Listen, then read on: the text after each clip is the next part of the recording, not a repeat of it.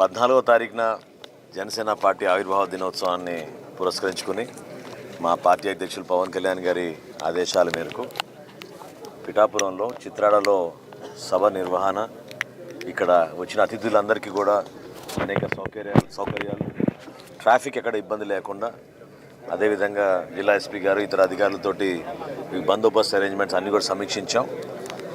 కనీవిని ఎరగని రీతిలో అనే మాట కన్నా వర్తమాన రాజకీయాల్లో కొత్త ఆలోచనలతోటి ప్రజలు ఎవరు కూడా అసౌకర్యపడకూడదు. సభకు వచ్చిన వాళ్ళు, అదేవిధంగా సామాన్యులు, హైవే మీద వచ్చి వెళ్ళే వాళ్ళు ఎవరికి కూడా ఇబ్బంది కాకూడదని మా పార్టీ అధ్యక్షులు పవన్ కళ్యాణ్ గారు పదే మాకు చెప్పడం జరిగింది. అందుకు అనుగుణంగా మొట్టమొదటిసారి, బహుశా మీరు గతంలో ఎప్పుడు చూసుండ్రు, సభ నిర్వహణ ఒక ఎత్తు అయితే సభ పూర్తయిన తర్వాత ప్రత్యేకంగా ఈ ప్రాంతంలో ఉన్న పర్యావరణాన్ని దృష్టిలో పెట్టుకుని పవన్ కళ్యాణ్ గారు ఒక మంచి నిర్ణయం తీసుకుని పర్యావరణాన్ని కాపాడుకునే విధంగా, గౌరవించుకునే విధంగా పారిశుద్ధ్యం విషయంలో ఎక్కడ కూడా పొరపాటు చేయకుండా ఒక కమిటీ వేయమన్నారు.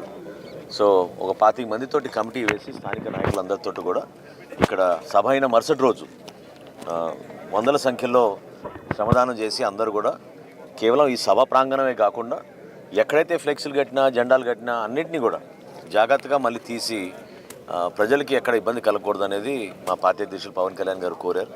సో ఏర్పాట్ల విషయంలో కానివ్వండి, ఇక్కడ మేము ఒక టైం టేబుల్ ప్రకారంగా అన్ని ప్రాంతాల నుంచి ఎవరైతే వస్తున్నారో వాళ్ళందరూ పాల్గొనే విధంగా వివిధ నియోజకవర్గాల నుంచి, కోనసీమ కానివ్వండి, ఇటు పక్క కాకినాడలో కానివ్వండి, ఇవాళ మేము పాయకరావుపేట వెళ్తున్నాం, ఉత్తరాంధ్ర నుంచి కానివ్వండి, విశాఖపట్నం నుంచి కానివ్వండి, మన మెట్ట ప్రాంతం రాజమండ్రి నుంచి, జగంపేట నుంచి, అన్ని ప్రాంతాల నుంచి, ప్రతిపాడు నుంచి అద్భుతంగా ఆదరణ ఉంది. ప్రజలందరూ కూడా ఎంతో ఆసక్తిగా చూస్తున్నారు.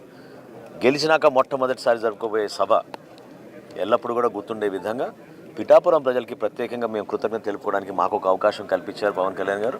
తప్పకుండా స్థానిక ప్రజలందరినీ కూడా గౌరవించుకునే విధంగా ఈ సభ నిర్వహిస్తాం.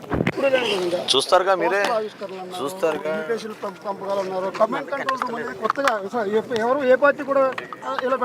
అదే చెప్పే కదా, వర్తమాన రాజకీయాల్లో మీరే చూస్తారు జనసేనకి ఇతర పార్టీలకి ఉన్న తేడా. ఏ విధంగా మీ అందరం కలిసికట్టుగా సమిష్టిగా ఒక కమిట్మెంట్ తోటి మేము కార్యక్రమాలు ఏ విధంగా చేసుకుంటున్నాం మీరు చూశారు. శాసనసభ సమావేశాలు జరుగుతున్నా కూడా మా గౌరవ శాసనసభ్యులు అందరూ ఒక్కొక్కరు 2 నియోజకవర్గాలు తీసుకుని ఆ నియోజకవర్గంలో ఉన్న మా శ్రేణులందరినీ కూడా యాక్టివేట్ చేసి అందరినీ ఇక్కడ జాగ్రత్తగా తీసుకొచ్చి వాళ్ళకి భోజనాల ఏర్పాట్లు, మళ్ళీ తిరిగి వెళ్ళేటప్పుడు ఎక్కడ కూడా అసౌకర్యాలు కలగకుండా తీసుకెళ్ళడానికి అన్ని జాగ్రత్తలు తీసుకుని కార్యక్రమాన్ని విజయవంతం చేస్తాం. పెద్ద మాట చెప్పు. పవన్ కళ్యాణ్ గారు మన ఉప్పాడ తీర ప్రాంతం మీద ప్రత్యేక దృష్టి పెట్టి దానికి సంబంధించి చేశారు. నేను టీవీ9లో కూడా రిపోర్టర్ స్పెషల్లో ఉప్పాడ కోత మీద. అవునండి, ఆల్రెడీ అంటే మొన్న క్యాబినెట్లో కూడా ఉప్పాడ తీర ప్రాంతం గురించి టూరిజం డెవలప్మెంట్కి హ్యాండ్ ఓవర్ చేయాలని ఒక ప్రపోజల్ ఆల్రెడీ పెట్టారు. ఏదైతే తీర ప్రాంతంలో సముద్రానికి కోత గురవుతుందో అక్కడ ఆ ప్రాంతాన్ని మనం మరింత పటిష్టం చేసే విధంగా, అదేవిధంగా అక్కడ ఉన్న మన పల్లెకారులకి వాళ్ళకి ఇబ్బంది కాకుండా ఉండడానికి కోసం ఆ గ్రామాల్లో కూడా మనం అభివృద్ధి కార్యక్రమాలు చేసుకుంటూ ప్రభుత్వం నుంచి అందించాల్సిన సహాయం ఒక ఎత్తు అయితే, కార్పొరేట్ సోషల్ రెస్పాన్సిబిలిటీ కింద కూడా కొంతమంది అక్కడ భాగస్వాములు చేసే విధంగా పవన్ కళ్యాణ్ గారు ఒక కసరత్తు మొదలుపెట్టారు. తప్పకుండా రాబోయే రోజుల్లో మీరు చూస్తారు. ఈ ప్రాంతాన్ని అద్భుతమైన అభివృద్ధి కార్యక్రమాలు చేసి చూపిస్తాం. దానికి అనుగుణంగా ప్రజలందరూ కూడా ఇక్కడ ఉపాధి కల్పనలో కానివ్వండి, సంక్షేమంలో కానివ్వండి, ఎక్కడ కూడా పొరపాటు లేకుండా ముందుకు. చూసారు కదండి. మరి ఈ వీడియో కనుక మీకు నచ్చినట్లయితే ఒక లైక్ కొట్టేసి మీ అభిప్రాయాన్ని కూడా కామెంట్ బాక్స్లో తెలియజేస్తూ ఇలాంటి ఇంట్రెస్టింగ్ అప్డేట్స్ కోసం మా ఛానల్ని సబ్స్క్రైబ్ చేసుకోండి.